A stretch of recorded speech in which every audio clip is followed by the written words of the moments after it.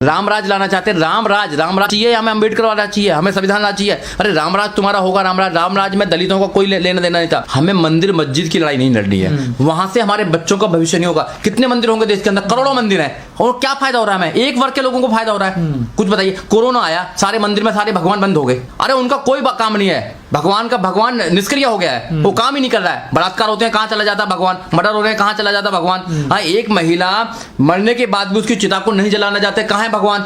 उनको तो नहीं देता कोई सजा।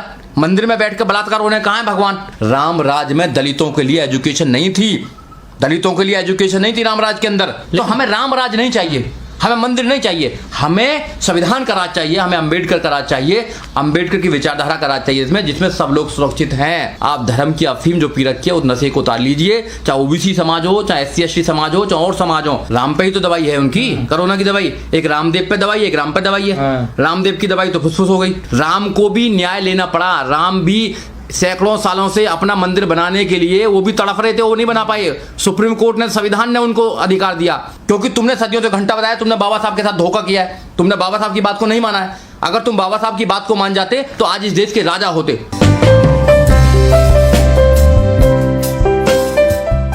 देखिए, जहां तक संविधान की बात है, संविधान के माध्यम से जो देश है वो सेकुलर स्टेट है। भारत जो है वो धर्मनिरपेक्ष देश है, और जब भारत सेकुलर स्टेट है तो सेकुलर स्टेट के जो प्रधानमंत्री हैं वो भी सेकुलर होने चाहिए।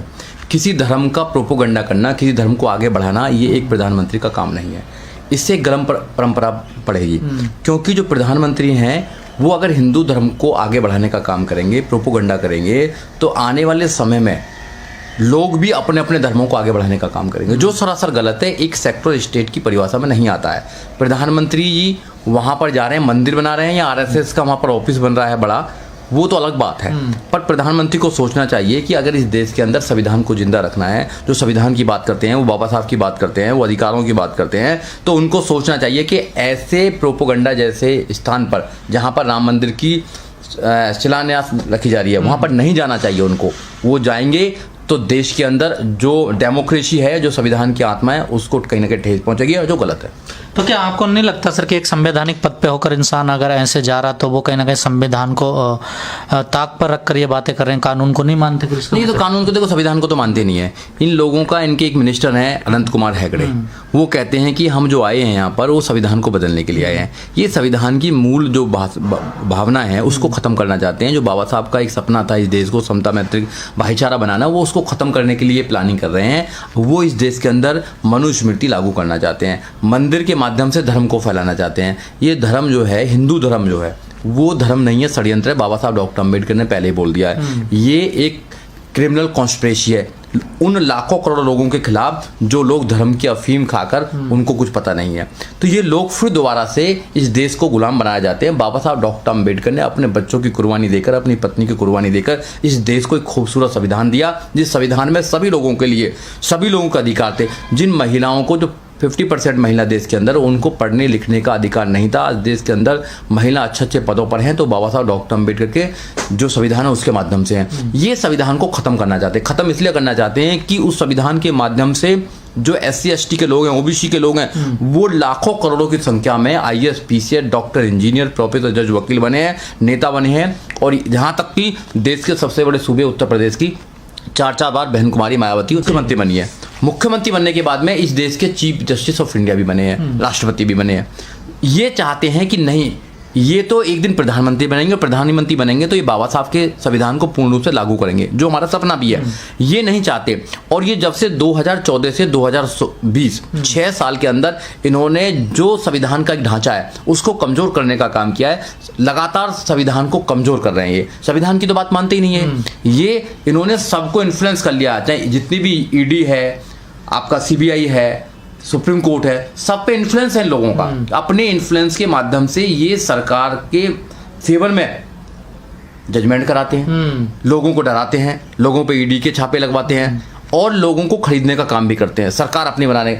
इट मीन्स कि कुछ भी हो जाए, सरकार बनानी है, सरकार बना के पूरे देश के धन को लूट लो, इनको फिर दोबारा गरीब बना दो, गुलाम बना लो, और जातिवाद का जहर पूरे देश में घोल दो, संविधान को खत्म कर दो, मनुस्मृति ला दो। मनुस्मृति में ब्राह्मण सबसे ऊपर है।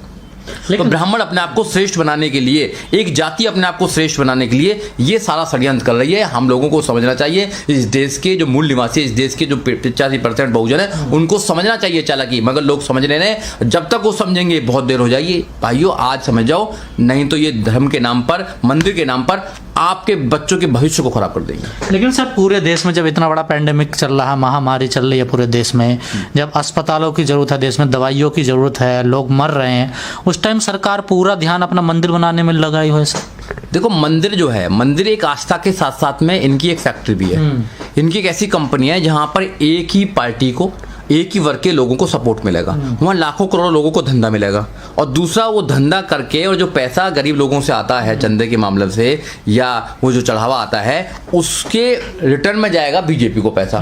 तो वहाँ पर आरएसएस का एक गठ भी बन रहा है। आरएसएस का एक हेडक्वार्टर होगा नागपुर में, एक हो जाएगा उत्तर प्रदेश के अंदर, क्योंकि उनको पता है उत्तर प्रदेश से ही देश के प्रधानमंत्री का राह निकलती है। तो वो उन लोगों की चाल है। और 500 ऑफिस बनाए उन्होंने, 500 ऑफिस अपने बना दिए हैं बीजेपी ने 2014 से लेकर 2020 तक के 6 साल में 500 ऑफिस बना दिए। अस्पताल क्यों बनाएंगे? वो क्यों बनाएंगे? गरीब लोगों के लिए क्यों फैसिलिटी देंगे? गरीब लोगों के क्यों वो विद्यालय बनाएंगे? क्यों वो यूनिवर्सिटी बनाएंगे? ये तो मनुस्मृति वाले, उनके वंशजों की सरकार है ये तो। रामराज लाना चाहते हैं। रामराज चाहिए, हमें अम्बेडकर वाला चाहिए, हमें संविधान लाना चाहिए। अरे रामराज तुम्हारा होगा, रामराज में दलितों का कोई लेना देना नहीं था। यहाँ के मूल निवासियों को वहां पर घृणा होती थी रामराज के अंदर। हमें रामराज नहीं चाहिए ना, हमें ना वो चाहिए रावण राज, हमें अम्बेडकर राज चाहिए, हमें संविधान राज चाहिए।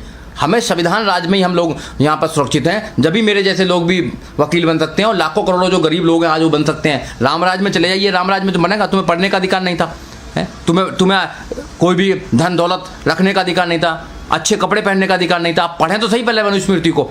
आप कौन से रामराज की बात करते हैं? और जो लगे हुए हैं सारे लोग ओबीसी समाज के और SC/ST समाज के लगे हुए हैं, तुम्हारा रामराज निकल जाएगा थोड़ी देर के अंदर है। तुम्हारे बच्चों को जब शिक्षा नहीं मिलेगी तो रामराज पे क्या करो? चाटोगे रामराज को? अरे संविधान से मिला है तुम लोगों को। आज अच्छे कपड़े तुम पहन रहे हो, आज आप तुम अच्छी पोस्टों पर जा रहे हो, किससे जा रहे हो? संविधान के माध्यम से जा रहे हो। संविधान तुम्हें सारे अधिकार दिलाता है और वहां जाकर फिर तुम रामराज को करते हो। अरे रामराज की कल्पना हमें नहीं चाहिए, हमें नहीं चाहिए। राम से कोई मतलब नहीं, हमें संविधान से मतलब है। ये देश को संविधान बनाना चाहता है, मगर उनको पता है कि संविधान हमें कमजोर करता है, संविधान मनुस्मृति को कमजोर करता है, उनके षड्यंत्र को कमजोर करता है। इसलिए वो इस देश के अंदर बड़ा मंदिर बना रहे हैं। मंदिर से वो धर्म की वो करना चाहते हैं, धर्म का प्रचार करना चाहते हैं, वो मनुस्मृति का प्रचार करना चाहते हैं, और फिर दोबारा धर्म के नाम पर इस देश को गुलाम बनाना चाहते हैं। जैसे उन्होंने सैकड़ों साल तक, हजारों साल तक इस देश को गुलाम बनाए रखा और देश के लोगों को गुलाम बनाए रखा। तो सर, जिस प्रकार से एक पूरा एजेंडा चलाया जा रहा है, प्रचार किया जा रहा है, क्या लगता है फिर से इस मुद्दे को पूरे को गरमाया जा रहा है देश में? बिल्कुल गरमाया जा रहा है। 2024 में कहा जा रहा है 2023 में कंप्लीट होगा मंदिर, 2024 में चुनाव भी होना है। बिल्कुल बिल्कुल, ये मंदिर के नाम पर देश में अपनी राजनीति को सुनिश्चित करना चाहते हैं। लोगों को समझना चाहिए, हमें मंदिर मस्जिद की लड़ाई नहीं लड़नी है। वहां से हमारे बच्चों का भविष्य नहीं होगा। कितने मंदिर होंगे देश के अंदर? करोड़ों मंदिर हैं, और क्या फायदा हो रहा है? हमें एक वर्ग के लोगों को फायदा हो रहा है? कुछ बताइए। कोरोना आया, सारे मंदिर में सारे भगवान बंद हो गए ना, हो गए बंधन, सारे बंद कर दिए।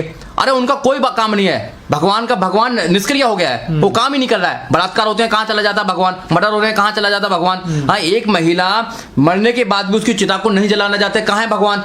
उनको तो नहीं देता कोई सजा। मंदिर में बैठ कर बलात्कार हो रहे हैं, कहाँ है भगवान? भगवान की परिक्रमा छोड़ो, संविधान है, संविधान से लोगों को अधिकार मिलेंगे। अधिकार आज तक मिले तो संविधान से मिले। आप लोग मंदिर के नाम पर हजारों करोड़ों लोगों को बर्बाद करना चाहते हो, और एक ऐसा धर्म की अफीम खिलाना चाहते हो लोगों को, जो लोग हमेशा धर्म के नाम पर गुलाम रहे। आपने देखा नहीं होगा, नौजवान साथियों को जिनको स्कूल जाना चाहिए, जिनको विद्यालय जाना चाहिए, वो कावड़ लेकर आते हैं। कौन होते हैं वो बहुजन के बच्चे होते हैं। उनको धर्म के नाम पर आप आगे बढ़ाना चाहते हो, फिर दूसरे धर्म से लड़ाना चाहते हो उनको। तो हमें धर्म नहीं चाहिए। लेकिन सर, बीजेपी के नेता तो हमें बच्चों के लिए रोजगार चाहिए, हमें बच्चों के लिए शिक्षा चाहिए। अगर मेरे बच्चे पढ़ेंगे तो जब भी तो आगे बढ़ पाएंगे, मेरी तरह पढ़ेंगे। अगर मैं पढ़ता नहीं तो मैं यहाँ आता क्या? आप नहीं पढ़ते तो यहाँ आते क्या? जिन लोगों ने भी आगे बढ़े हैं वो पढ़ के ही पढ़ाई से बढ़े हैं, और ये पढ़ाई को खत्म करना चाहते हैं, एजुकेशन को खत्म करना चाहते हैं। राम राज में दलितों के लिए एजुकेशन नहीं थी, दलितों के लिए एजुकेशन नहीं थी रामराज के अंदर। तो जब ये रामराज लेकर आना चाहिए, दलितों की एजुकेशन तो गई। रामराज में दलित राजा नहीं बन सकता था, तो राजा तो कोई बनेगा नहीं। जैसे अब बन जाते हैं, मिनिस्टर बन जाते हैं, आप ये MP बन जाते हैं, फिर तो कोई बनेगा नहीं। ये संविधान राज में हुआ। देश की सबसे बड़ी सूबे उत्तर प्रदेश की बहन कुमारी मायावती 4 बार मुख्यमंत्री रही, वो तो नहीं बन सकती, क्योंकि महिला को तो पढ़ना ही नहीं है। तुलसी जात कहते हैं ना, ढोल शूद्र पशु और नारी ताड़न के अधिकारी, वो तो खुद कहते हैं।